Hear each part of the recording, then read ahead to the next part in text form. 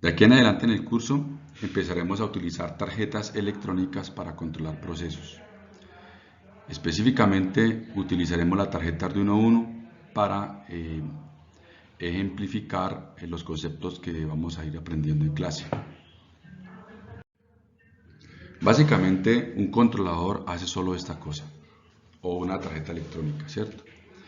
Captura la información del exterior para producir movimientos, o sea, producir salidas, movimientos, sonidos, luz, entre otras cosas. En el camino que hay desde una entrada de una señal, la entrada del exterior, a la salida, pues debe haber algo, ¿no?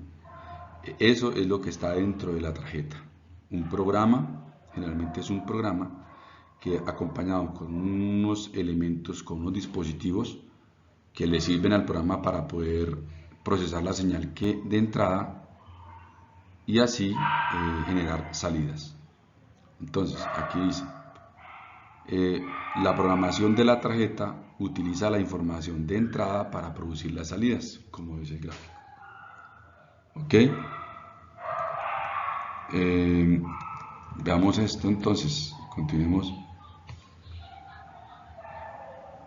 Básicamente una tarjeta no hace nada más, hace eso, ¿cierto?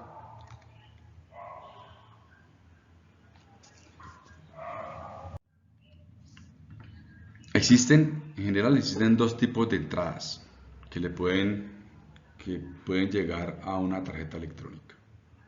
O sea, dos tipos de señales que pueden venir del exterior hacia una tarjeta electrónica. La primera son las señales digitales, provenientes de pulsadores, interruptores, microswitches, entre otros, y se caracterizan porque solo pueden tener dos valores, a saber, uno lógico o cero lógico. El uno lógico, en términos de voltaje eléctrico, equivalen a 5 voltios y el cero lógico equivalen a 0 voltios.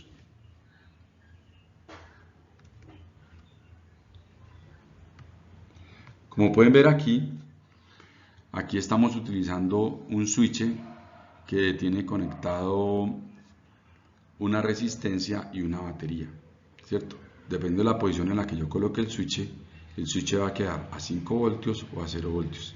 Más adelante lo van a entender mejor. Por ahora, esto es simplemente un ejemplo de una entrada digital. Estos son microswitches utilizados para detectar cuando una puerta está abierta o está cerrada, una ventana está abierta o cerrada, o cuando un objeto lo toca para detectar la presencia del objeto, ¿cierto? Es un sensor mecánico. Las señales digitales también pueden ser así, sensores de infrarrojos que todo el tiempo hay un emisor y un receptor y cuando entonces en ese momento está llegando un uno lógico y a medida que cuando un objeto interrumpe el rayo de luz pues se va a volver un cero lógico, o sea 0 voltios. La Arduino Uno, como lo acabamos de decir al inicio de este pequeño video, Arduino Uno tiene 14 pines hembra de entradas y salidas digitales. ¿Qué significa hembra? Hembra es que son huequitos, ¿cierto? Los pines macho son simplemente pines metálicos que están, pues, que sobresalen, ¿cierto? Entonces, estos serán pines hembra. Y el hecho de que sean entrada y salida significa que cuando yo hago el programa, cuando yo configuro Arduino Uno a través de mi programación, puedo decirle a Arduino que voy a utilizar el pin, digamos el pin 8 como entrada, o puedo decirle en otro caso que puedo utilizar el pin 8 como salida, ¿sí? O sea, yo le defino que va a ser entrada o salida.